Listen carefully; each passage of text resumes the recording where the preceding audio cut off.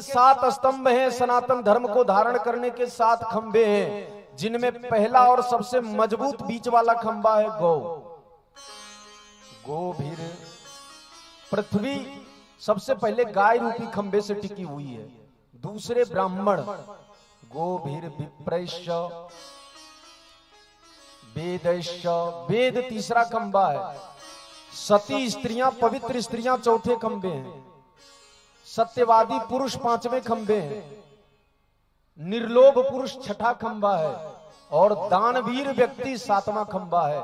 इन 7 को किस तरह से नष्ट किया जा रहा है, ध्यान से सुनना जरा 2 मिनट।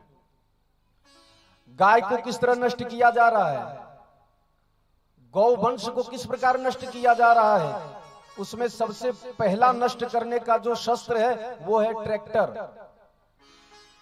ट्रैक्टर आप सामान ढोने के काम में लाते हो, बहुत अच्छी बात है, मैं 1000 बार हृदय से स्वागत करता हूं, लेकिन ट्रैक्टर से खेत जो जोतते हो ना, ये गौवंश को नाश करने में प्रमुख स्थान रख रहा है। और ये किसकी देन है, ये किसकी देन है, विचार करना घर में बैठकर। जब बैल से खेत जोते जाते थे तो खाद उसको जोतते समय ही मिल जाता था, गोबर उसको खाद वहीं मिल जाता था।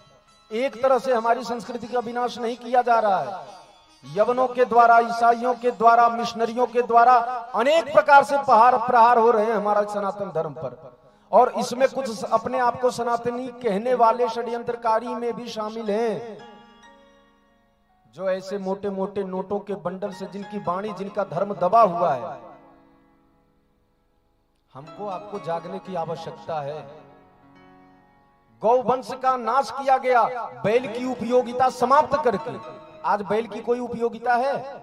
आप चाहते हो कि गाय आपका बाछा जन्म दे? जितने गाय रखने वाले हैं बोलना, सच सच हाथ उठाकर बोलना।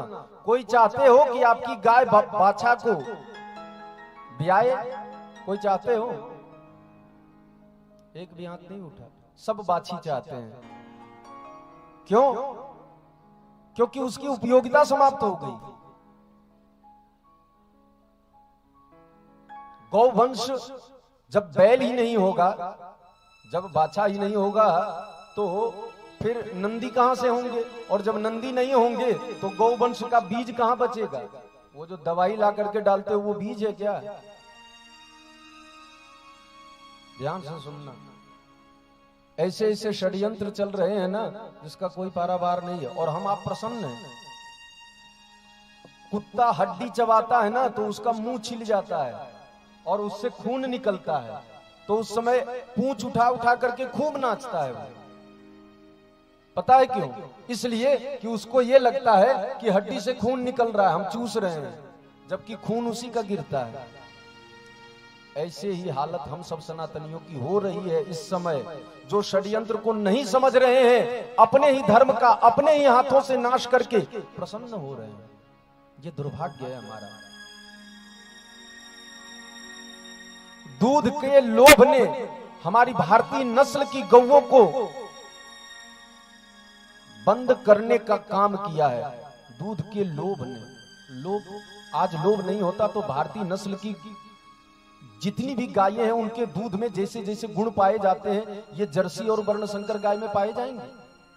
मैंने किसी संत के मुख से सुना है, ये जो जितनी जर्सी गाय है ना, ये सब वर्णशंकर है, वर्णशंकर। इनकी प्रजातियां बनाई गई। इनके माता पिता में से कोई एक मांसाहारी है। भारतीय नस्ल की जो गौ है ना, सनातन संस्कृति की जो गौ है, उनका पालन करो, क्योंकि वही तुम्हारे सनातन संस्कृति के 16 संस्कारों को संपन्न करने का प्रमुख साधन है। दूसरा कोई साधन नहीं है।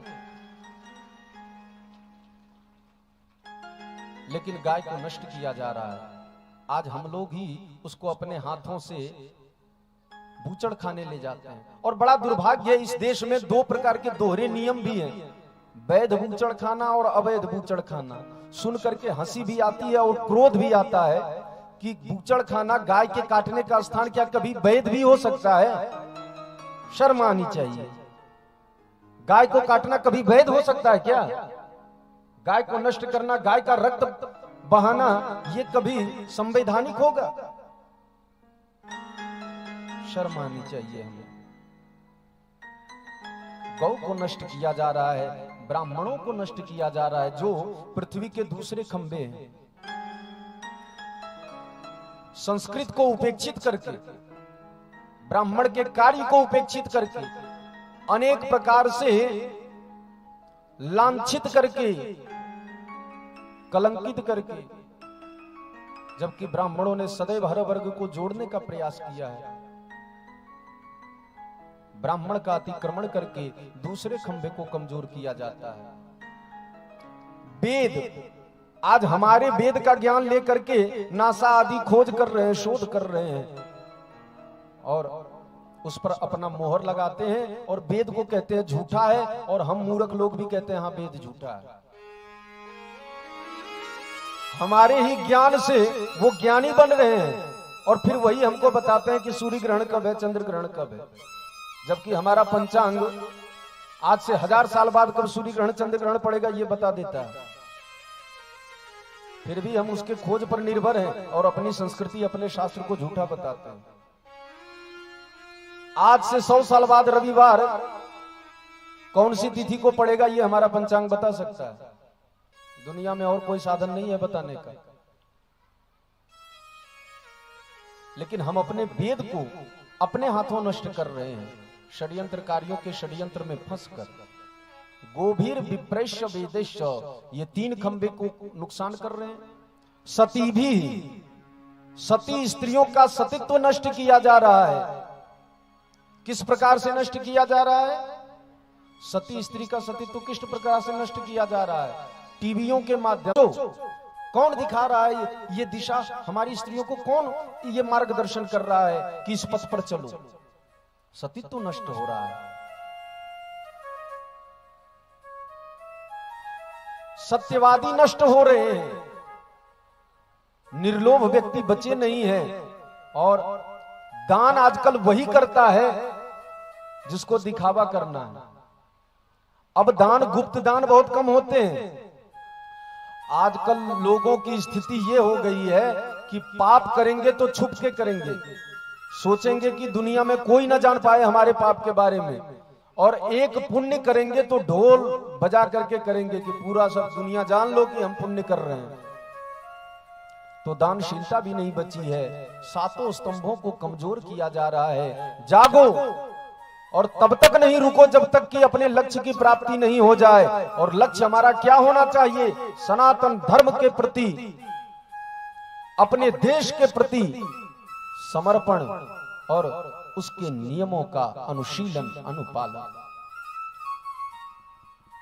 बोलिए भारत माता की, सत्य सनातन धर्म की, गौ माता की। ये दर्शन है ना, उसमें जिस गृहस्थ धर्म की चर्चा की गई है, वो रात्रि में पति पत्नी को एक दूसरे के धर्म, अर्थ, काम, मोक्ष, इन चतुर्विध पुरुषार्थों को संपादित करने के लिए एक दूसरे को अध्यात्म की शिक्षा दी जाती थी, प्रेरणा दी जाती थी।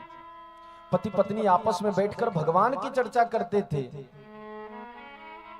और आज दोनों के पास मोबाइल है।